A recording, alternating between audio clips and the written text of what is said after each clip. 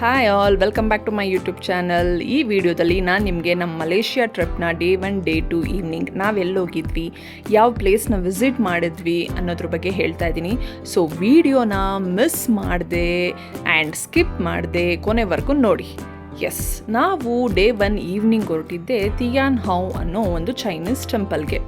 So cab book ಮಾಡ್ಕೊಂಡಿದ್ವಿ and ಈವ್ನಿಂಗ್ವರೆಗೂ ಮಳೆ ಬರ್ತಾಯಿತ್ತು. ಮಳೆ ನಿಂತ ಮೇಲೆ ನಾವು ಟೆಂಪಲ್ಗೆ ಹೋಗೋದಕ್ಕೆ ಸ್ಟಾರ್ಟ್ ಮಾಡಿದ್ವಿ.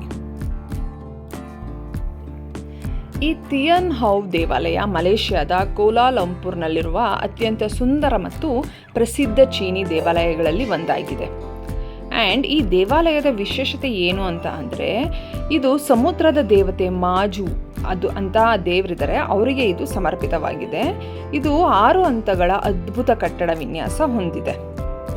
ಕೆಂಪು ಬಣ್ಣದ ಸಾವಿರಾರು ಲ್ಯಾಟನ್ಗಳು ದೇವಾಲಯದ ಸೌಂದರ್ಯವನ್ನು ಮತ್ತಷ್ಟು ಹೆಚ್ಚಿಸುತ್ತದೆ.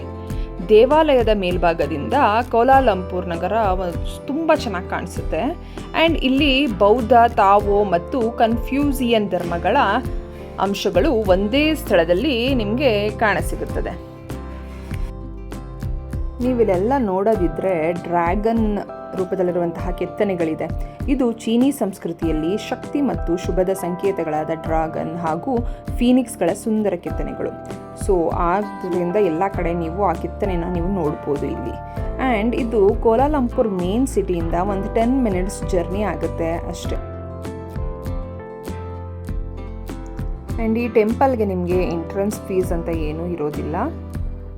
ಆ್ಯಂಡ್ ನೀವಿಲ್ಲಿ ನೋಡ್ಬೋದು, ದೇವ್ರಿಗೆ ಅಂತ ಊದ್ಕಡ್ಡಿ ಹಚ್ಚೋದಾಗಿರಲಿ, ಅದಾದಮೇಲೆ ದೀಪ, ಅದು ರೆಡ್ ಆರ್ ಪಿಂಕ್ ಕಲರ್ ಇರುವಂತಹ ಆ ತಾವರೆ ಹೂವಿನ ರೂಪದಲ್ಲಿರುವಂತಹ ದೀಪನ ಅಲ್ಲಿ ಹಚ್ತಾರೆ.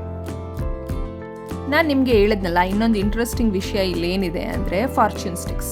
ಎಸ್, ಏನಿದು ಫಾರ್ಚೂನ್ ಸ್ಟಿಕ್ಸ್? ಅಲ್ಲಿ ನಿಮಗೆ ಸ್ಟಿಕ್ಸ್ ಕಾಣಿಸ್ತಿದೆಯಲ್ಲ, ಅದನ್ನೆಲ್ಲ ಒಟ್ಟುಗೂಡಿಸಿ ಮೇಲಿಂದ ಒಂದು ಸ್ವಲ್ಪ ಬಿಡಬೇಕು. ಅದಾದಮೇಲೆ ಒಂದು ಸ್ಟಿಕ್ಕು ತುಂಬ ಹೈಟಲ್ಲಿರುತ್ತೆ. ಆ ಸ್ಟಿಕ್ಕಲ್ಲಿ ಯಾವ ನಂಬರ್ ಇದೆ ಅಂತ ನೋಡಿ, ಆ ನಂಬರಲ್ಲಿ ಒಂದಷ್ಟು ಚೀಟಿಗಳಿರುತ್ತೆ, ಅಂದರೆ ಅದರಲ್ಲಿ ಮೆಸೇಜಸ್ ಇರುತ್ತೆ ಆ ನಂಬರ್ ಬಾಕ್ಸಲ್ಲಿ. ಅದನ್ನು ಓಪನ್ ಮಾಡಿ ನಿಮ್ಗೇನು ಮೆಸೇಜ್ ಬಂದಿದೆ ಅಂತ ನೀವು ತಿಳ್ಕೊಬೋದು. ಇದರ ಉದ್ದೇಶ ಏನಾಗಿದೆ ಅಂದರೆ, ಇದು ಖಚಿತವಾದ ಭವಿಷ್ಯವಾಣಿ ಅಂತೂ ಅಲ್ಲ, ಇದು ಜನರಿಗೆ ಮಾರ್ಗದರ್ಶನಕ್ಕಾಗಿ ಆ್ಯಂಡ್ ಪ್ರೇರಣೆಗೆ, ಆತ್ಮವಿಶ್ವಾಸಕ್ಕೆ, ಆಶಾವಾದಕ್ಕಾಗಿ ಇದನ್ನು ಬಳಸ್ತಾರೆ. ನಂಗೆ ಈ ಫಾರ್ಚೂನ್ ಸ್ಟಿಕ್ ತುಂಬಾ ಇಂಟ್ರೆಸ್ಟಿಂಗ್ ಅಂತ ಅನ್ನಿಸ್ತು. ಸ್ಟಾರ್ಟಿಂಗ್ ನಮಗೆ ಗೊತ್ತಿರಲಿಲ್ಲ ಏನಿದು ಅಂತ, ಬಟ್ ಅಲ್ಲಿ ಎಲ್ಲರೂ ಟ್ರೈ ಮಾಡ್ತಿದ್ರು. ಅದನ್ನ ನೋಡಿ ನಾವು ಬೋರ್ಡಲ್ಲಿ ನೋಡಿದ್ಮೇಲೆ ಗೊತ್ತಾಯಿತು ಈ ಫಾರ್ಚೂನ್ ಸ್ಟಿಕ್ಸ್ ಬಗ್ಗೆ ಅವರು ಎಕ್ಸ್ಪ್ಲನೇಷನ್ಸ್ ಕೊಟ್ಟಿದ್ರು. ಸೊ ನಾವು ಟ್ರೈ ಮಾಡಿದ್ವಿ ಆ್ಯಂಡ್ ಆ ಮೆಸೇಜು ಸಿಕ್ಕಿ ನಮಗೂ ಸ್ವಲ್ಪ ಖುಷಿ ಆಯಿತು ಆ್ಯಂಡ್ ಕಾನ್ಫಿಡೆಂಟು ಹೆಚ್ಚಾಯಿತು ಅಂತ ನಿಮಗೇನೆ ಹೇಳ್ಬೋದು. ಸೊ ಇದು ಹೊರಗಡೆಯಿಂದ ನೀವು ಕೆಳಗಡೆ ಸ್ವಲ್ಪ ಮೆಟ್ಲಿಂದ ಹೇಳಿದ್ರೆ ಕಾಣಿಸ್ತಿರೋ ವ್ಯೂ. ಆ್ಯಂಡ್ ಇಲ್ಲೆಲ್ಲ ನೋಡಿದ್ರೆ ಸಿಮೆಂಟಲ್ಲಿ ಮಾಡಿರುವಂತಹ ಕೆಲವೊಂದು ಎಷ್ಟೊಂದು ಮೂರ್ತಿಗಳಿದೆ ಇಲ್ಲೆಲ್ಲನೂ. ಆ್ಯಂಡ್ ಪಕ್ಕದಲ್ಲೇ ಸಹ ಒಂದು ಬ್ಯೂಟಿಫುಲ್ ಗಾರ್ಡನ್ ಇದೆ ಆ್ಯಂಡ್ ಚಿಕ್ಕ ಕೊಳ ಇದೆ. ತುಂಬಾ ಬ್ಯೂಟಿಫುಲ್ ಆಗಿದೆ ಈ ಜಾಗ ಮಾತ್ರ.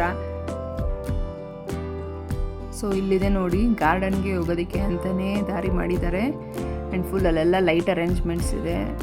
ಅಲ್ಲೇ ಮೆಟ್ಲೂ ಸಹ ಮಾಡಿದರೆ, ಕೆಳಗೆಲ್ಲ ಇಳಿದು ಪಾಂಡ್ ಮೇಲೆ ಚಿಕ್ಕದಾದಂಥ ಸೇತುವೆ ಎಲ್ಲನೂ ತುಂಬಾ ಚೆನ್ನಾಗಿದೆ. ಹಸಿರು ಪ್ರಕೃತಿ, ಕೆಂಪು ಲ್ಯಾಂಟನ್ಗಳು ಮತ್ತು ದೇವಾಲಯದ ಅದ್ಭುತ ವಾಸ್ತುಶಿಲ್ಪ ಒಟ್ಟಿಗೆ ಬಹಳ ಸುಂದರ ದೃಶ್ಯ ನೀಡುತ್ತದೆ. ಈ ತಿಯಾನ್ ಹೌ ಟೆಂಪಲಲ್ಲಿ ಪ್ರಾಣಿಗಳ ಪ್ರತಿಮೆಗಳು ಮತ್ತು ಚಿಹ್ನೆಗಳು ಚೀನಿ ಸಂಸ್ಕೃತಿಯಲ್ಲಿ ಬಹಳ ಮಹತ್ವ ಹೊಂದಿವೆ.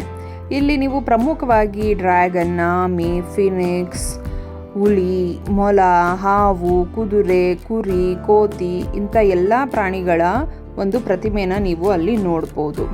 ಇಲ್ಲಿ ಪ್ರತಿಯೊಂದು ಪ್ರಾಣಿಯು ಕೇವಲ ಪ್ರತಿಮೆ ಅಲ್ಲ, ಜೀವನಕ್ಕೆ ಒಂದು ಸಂಕೇತ ಮತ್ತು ಸಂದೇಶವನ್ನು ನೀಡುವುದರ ಸಲುವಾಗಿ ಇದನ್ನೆಲ್ಲ ಅಲ್ಲಿ ಲಾನಲ್ಲಿ ಪ್ರತಿಮೆಗಳನ್ನು ಇಟ್ಟಿದ್ದಾರೆ. ಸೊ ಇದಾಗಿತ್ತು ಡೇ 1 ಈವ್ನಿಂಗ್. ಡೇ 2 ಈವ್ನಿಂಗ್ ನಾವೆಲ್ಲೋಗಿದ್ದು ಅಂತ ನೀವು ಕೇಳ್ತಿದ್ದೀರಾ.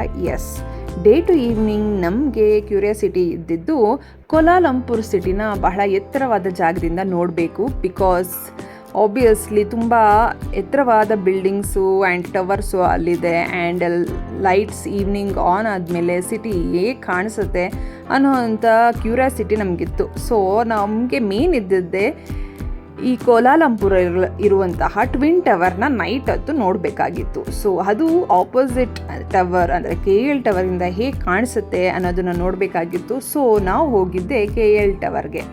ಇದಕ್ಕೆ ಎಂಟ್ರೆನ್ಸ್ ಫೀಸ್ ಇರುತ್ತೆ, ಆಲ್ಮೋಸ್ಟ್ 9K ಆಗುತ್ತೆ ಇಬ್ಬರಿಗೆ, 9 or 8K ಆಗುತ್ತೆ. ಸೊ ನಾವು ಆನ್ಲೈನಲ್ಲೇ ಟಿಕೆಟ್ನ ಬುಕ್ ಮಾಡಿದ್ವಿ. ನೀವು ನೋಡ್ತಿರ್ಬೋದು ಲಿಫ್ಟಲ್ಲಿ 200 ಲೆವೆಲ್ ಮೀರಿ ನೆಕ್ಸ್ಟ್ TH05 ಆ ಲೆವೆಲಲ್ಲಿ ಹೋಗ್ತಾ ಇದ್ದೀವಿ, ಎಷ್ಟು ಹೈಟ್ ಇದೆ ಅಂತ.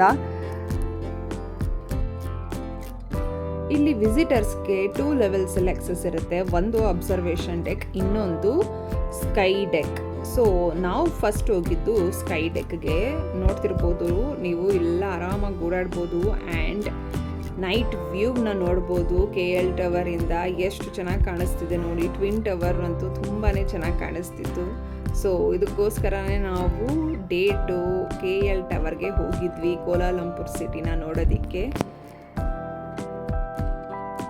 ಸ್ಕೈ ಡೆಕ್ನ ಒಂದು ರೌಂಡ್ ಸುತ್ತಾಡಿ ಅಲ್ಲೇ ಒಂದಷ್ಟು ಫೋಟೋಸ್ನ ತೆಗೆದುಕೊಂಡು ವ್ಯೂವ್ನು ಕ್ಯಾಪ್ಚರ್ ಮಾಡಿಕೊಂಡು ಅಲ್ಲೇ ಒಂದಷ್ಟು ಟೈಮ್ನ ಸ್ಪೆಂಡ್ ಮಾಡಿದ್ವಿ. ನೋಡಿ ಎಷ್ಟು ಚೆನ್ನಾಗಿ ಕಾಣಿಸುತ್ತೆ ಕೋಲಾಲಂಪುರ್ ಸಿಟಿ ಈವ್ನಿಂಗ್ ಟೈಮಲ್ಲಿ.